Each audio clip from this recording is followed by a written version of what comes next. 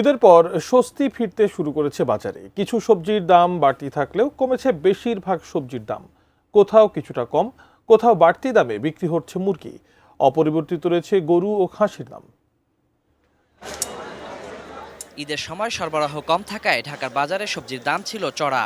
এ সপ্তাহে নামছে সে দাম, ফলে ক্রেতাদের মাঝেও কিছুটা স্বস্তি ফিরেছে। তবে নতুন সবজির দাম বাড়তি। সপ্তাহের ব্যবধানে ৩০ থেকে ৪০ টাকা পর্যন্ত কমে বেগুন, পটল, শসা ও ঢ্যাঁড়স বিক্রি হচ্ছে ৬০ থেকে ৭০ টাকা কেজিতে।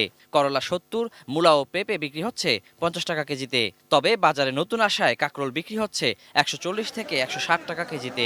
ঈদের সময় একটু বেশি ছিল বাজারটা, এখন বাজার আবার স্বস্তিতে আছে। নতুন যে সবজিগুলো আসছে এগুলো ৫-১০ টাকা বেশি আছে, এটা স্বাভাবিক। তুলনামূলক সবজির দাম কমে নাই।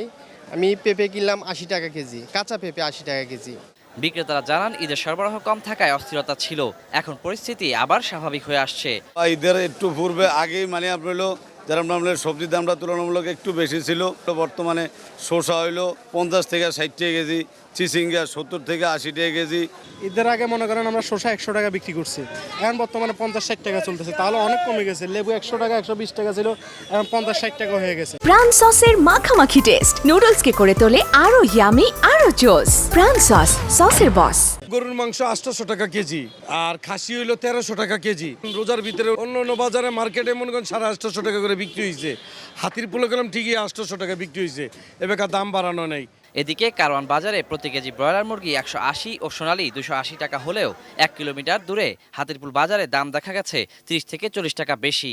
তবে অপরিবর্তিত রয়েছে গরু ও খাসির মাংসের দাম। Waliul Sakib, ATN News, Dhaka.